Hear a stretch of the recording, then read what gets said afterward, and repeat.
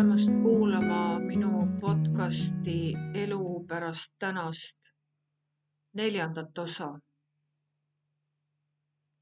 Aeg oli läinud suhteliselt kiiresti ja operatsioonini oli veel paar päeva vähem kui 3 nädalat.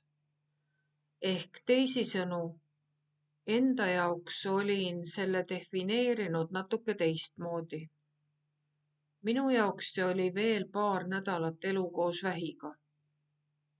Paar inimest olid minult küsinud, kas ja kui palju ma mõtlesin läheneva operatsiooni peale. Ausalt öelda sellele ei olegi selget vastust.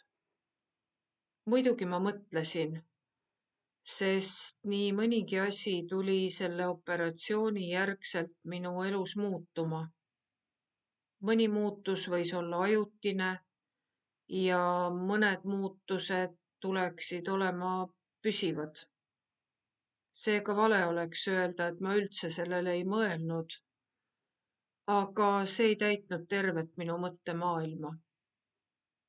Elus oli nii palju kõike muud ja vahel ma ei saa siiamaani aru, kuidas mulle varem polnud antud võimet paljusid asju täiesti eri vaatenurgast näha.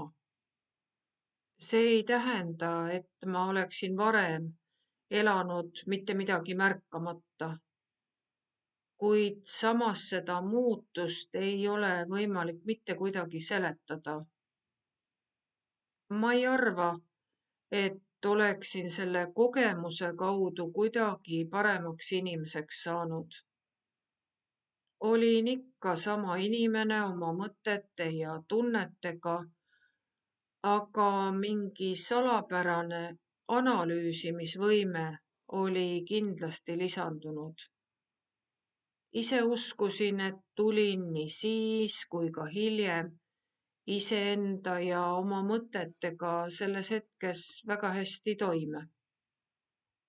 Viimased paar nädalat enne operatsiooni olid väga pikad ja kiired.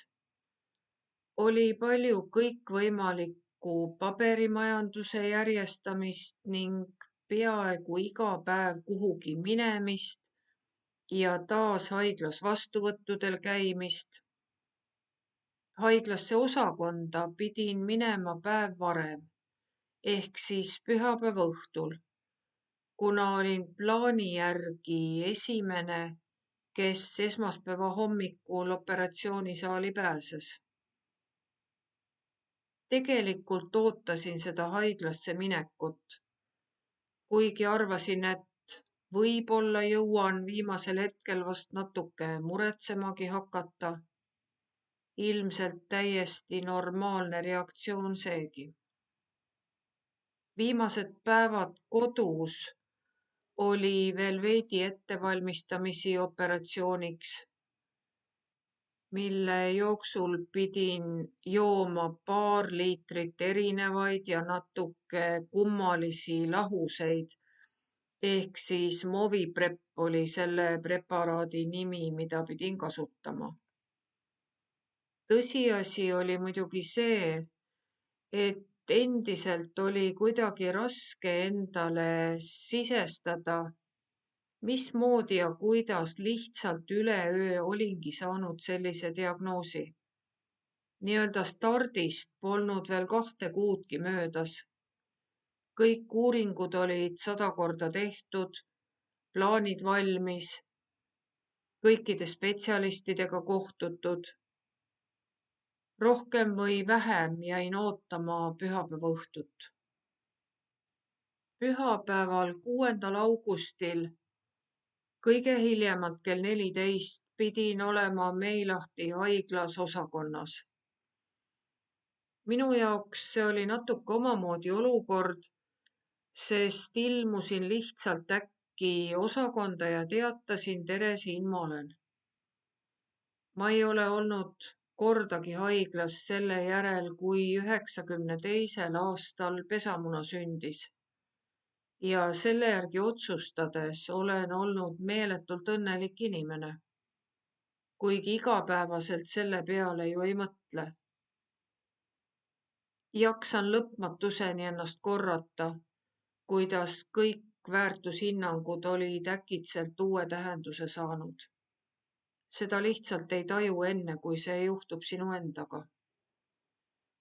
Tütar ja tema abikaasa viisid mind haiglasse ja sõitsin liftiga õigele korrusele, mis nagu selgus oli üsnagi kõrgel, kuna tegemist oli 14. korrusega.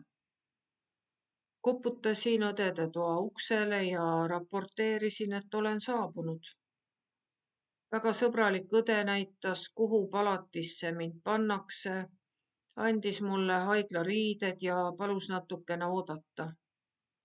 Minul polnud kuhugi kiiret, sest minu kiire lõppes liftis. Vaatasin palati aknast välja ja seal oli kordumatult ilus vaade. Meri ja sinine taevas. Mõtlesin, et nüüd vajan natukene vastupidavust, kuid peamine eesmärk oli võimalikult ruttu uuesti välismaailma tagasi pääseda. Samal õhtul oli ootamas veel epiduraalipanek ja seda väheke pelgasin. Olin alguses kindel, et see pannakse alles hommikul, kui olen juba narkoosis. Aga arst ütles, et kuna olen kohe hommikul esimene, siis peavad kõik juhtmed ja torud valmis olema. Kuna mul polnud varasemat mitte mingit kogemust, mis ja kuidas see toimub, siis tõdesin, et kõik, mis on uus ja tundmatu, on natuke hirmutav. Esimest korda terve selle aja jooksul tundus mulle, et nüüd on kerge hirmutunne, kui õde tuli ütlema, et kohe läheme homse operatsiooni jaoks epiduraali panema. Siiski olin kohe valmis minema ja õde hakkas naerma, et ei me kuhugi kõndima lähe, vaid mulle tellitakse sisetransport ja mind sõidutatakse poodiga kohale. Olin küll omast meelest täiesti toimiv ja liikuv inimene veel, kuid ilmselgelt selle kohta olid omad reeglid ja loomulikult neid reegleid tuleb haiglas järgida. Sisetranspordi inimene võttis mu voodiga kaasa ja tempokas reis suundus lifti, seejärel kuhugi alumisele korrusele ja koridoride labürindi kaudu jõudsime lõpuks tohutu suurde valgustatud saali ning mind paigutati mingile teatud nummerdatud paigale. Kohe olid minu ümber mitu õde, kes selgitasid, mis nüüd toimuma hakkab ja ka arst käis tervitamas. Väliselt mul ei olnud mingit hirmu, kuid vahel harva mu keha reageerib olukorrale nii, et tekib mingi vappekülma sarnane seisund ja seda ei ole mitte kuidagi võimalik ise kontrollida. Arst vaatas mind ja ütles, et siia võiks natuke anda midagi rahustavat, sest mitte mingil juhul mul ei peaks olema selline ebameeldiv tunne ja protseduur ise ei peaks ammugi sellist hirmu põhjustama. Hetk hiljem olin nagu kerges udupilves. Epiduraali panemine iseenesest ei olnud mitte midagi hirmsat, kuigi loomulikult ka mitte midagi meeldivat. Arst oli täiesti super ja kõik õnnestus suhteliselt kiiresti.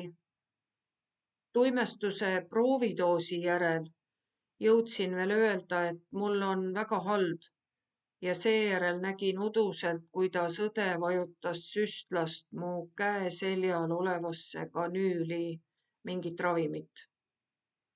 Minut hiljem olin rõõmsalt tagasi siin maailmas ja selgus, et olen selline tüüp, kellele epiduraali ravimikokteilist üks komponent alandas vererõhku nii palju, et kõik mõõdikud lõpetasid mõõtmise. Olukord saadi muidugi kiiresti kontrolli alla, proovidoosi mõju kontrollitud ja pääsesin tagasi osakonda. Õhtul mõtlesin, et sellest pole mitte midagi, kui juhuslikult öösel magada ei saa, sest homme arst paneb mind nagunii magama ja saan rahulikult magada päris mitu tundi. Öises valves olev õde käis veel ütlemas, et äratab mind hommikul 6 paiku ja võin rahulikult sinnamaani magada. Olin juba sättimas endale telefoni äratust, aga õde ütles, et seda mul küll vaja ei ole teha, sest tema hoolitseb kõige eest. Ja ime küll, aga ma magasin sügavalt terve öö ja ärkasin paar minutit enne, kui õde tuli mind äratama. Opipäev oli alanud. Tänan, kui kuulasid ja tere tulemast kuulama järgmist osa.